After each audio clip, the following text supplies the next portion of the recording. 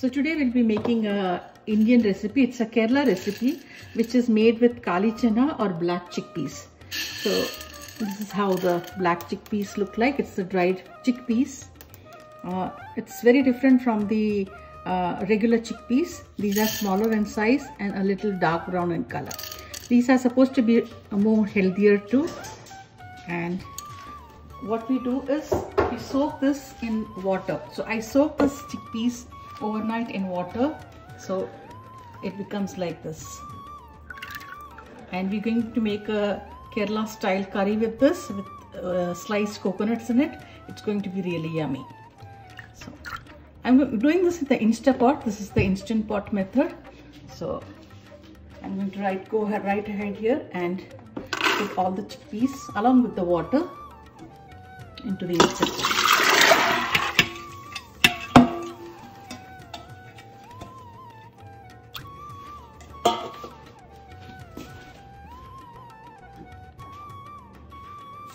I'll just put in a pinch of salt to taste and a dash of turmeric, which goes in most of the Indian dishes, curries, as you know. So this is the first step in making the chickpea curry, Kerala style chickpea curry. I'm going to go ahead and close the lid of the Instant Pot and then set it on pressure cook mode for about 15 minutes, and then we'll come back and do the rest. So I've let the pressure build up on its own and then cool. The Instant Pot was cooling on its own. After the pressure is released, I will open it and just to check whether the chickpeas are done. As you can see, oh yes, it's soft. So that's the consistency that we want. Now I've left a little gravy here, like there's more water here. If you want to make a salad with this lentils, you can drain off the water and use it as salad. What we're doing now is going to make a curry. So I'm just going to leave it like this. I'm going to put this back on, and either I can put the soup setting on or the saute setting on. Right now I'm just going to put the saute setting on for 30 minutes and just leave it like that.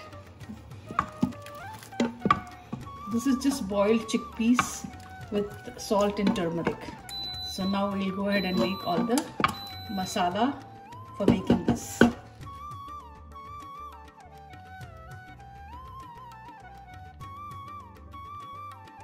We're going to be making, since this is a Kerala style recipe for the chana, we're going to be making a dry paste out of all these ingredients. I have here some garlic cloves, about 4 to 5 regular cloves, some cinnamon, and here is some fennel seeds. There's some chili powder, some coriander powder, and this is dried coconut. You can either use fresh or frozen coconut too, powdered. Or it's like it has to be in a powder form. So go ahead and just put this all in the pan, in a frying pan. When the spices are roasted like this, it gives out a nice aroma and it enhances the flavor of the dish. So that's what we are doing. Most of the Malayali or Kerala recipes, you will see this being done, the spices being dry roasted like this. So you put in the whole spices first and then the powdered one. And you don't add any water. The water is added only when you want to grind it. Just a little bit of water.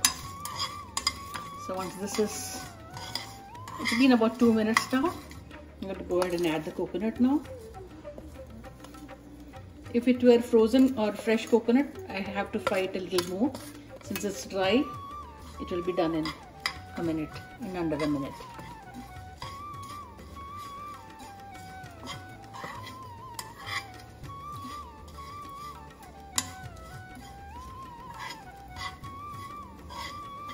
The smell is amazing. It's really good. So now I'm going to go ahead and add all the dry spices. I've already put the turmeric in the chana when it was kept for boiling, so no need to add turmeric here. If you were not to put turmeric at that time, you can add the turmeric also at this juncture in the paste, but you don't need it right now.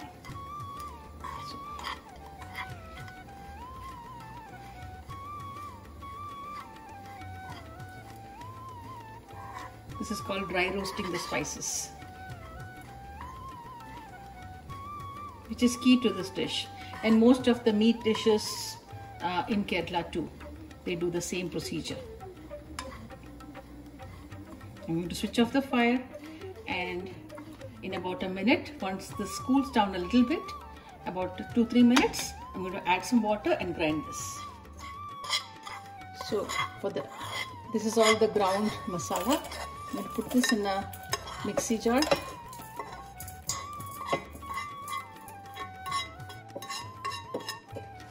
I'm going to be adding very little water to this.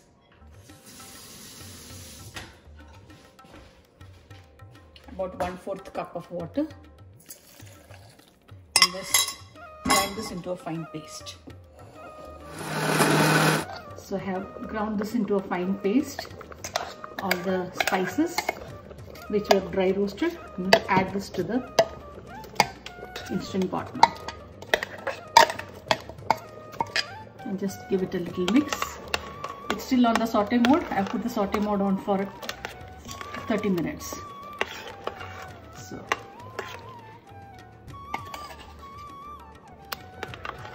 and the final thing to do for this curry, the chickpea curry, is to do a nice tadka. So now the Kerala tadka, we'll go ahead and do the tadka now. Or tadka is the tempering that we'll do, the final step.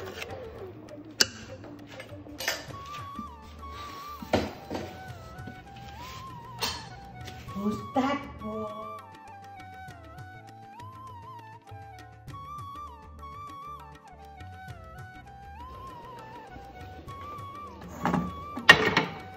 So now for making the tadka, I have here some oil. I'm using coconut oil. You can use regular oil.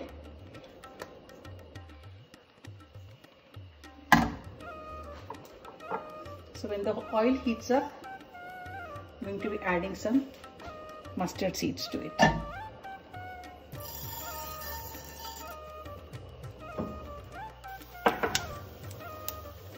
As soon as the seeds start spluttering, I'm going to be adding in the onions and the curry leaves. The curry leaves has the stems also in it. This is completely your choice if you want to remove the stems. I personally feel that you can always take it out once it's cooked. Remove the stems, but it gives it a nice flavor. And the chopped ginger.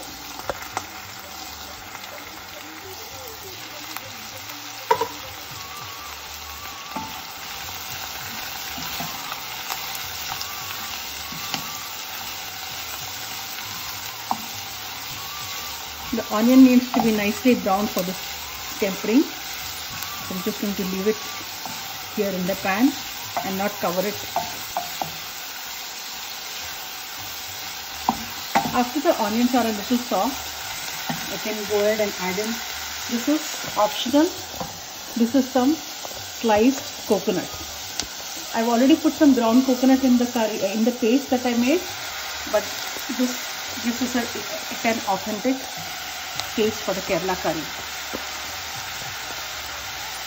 While making meat or such dishes, you always put sliced coconut in.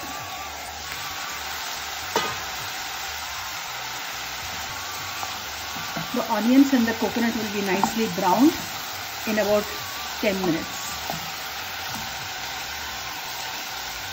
But it's important that you keep stirring it in between. In about 10 minutes, the onions will brown nicely and the coconut slices, as you can see, it's all turning brown on the edges. This is the color that we need for the tempering. Now I'm ready to switch this off.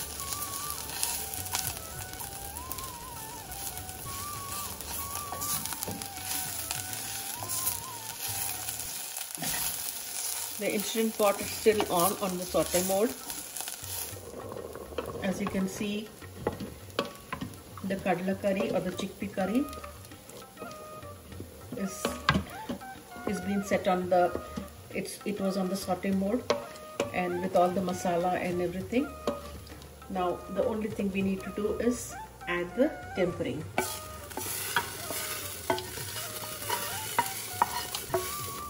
And then you just give it a nice mix. This Kerala style chickpea curry, you don't need to add too much gravy. This is a good dish for anyone who's turning vegetarian, because as most people who has eaten this style of curry would say, it tastes as good as meat.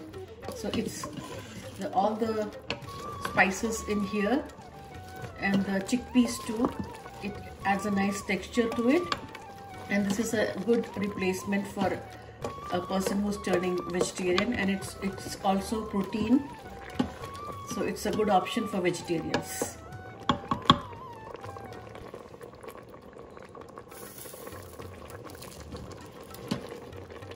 As you can see, all the stems of the curry leaves can easily be taken out now. So before I transfer this dish into a serving bowl, we can remove all the stems, but it leaves a wonderful aroma of the curry leaves. I'm going to put this off now.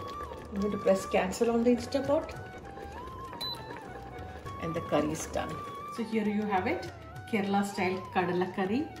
It's spicy, it's very yummy, and this goes very well with Kerala style appams or puttu. You can have it with parotas or even rice or some bread. Try this recipe and let me know how it comes out. And if you want more such recipes, please visit our website relishdelish.ca, and don't forget to subscribe.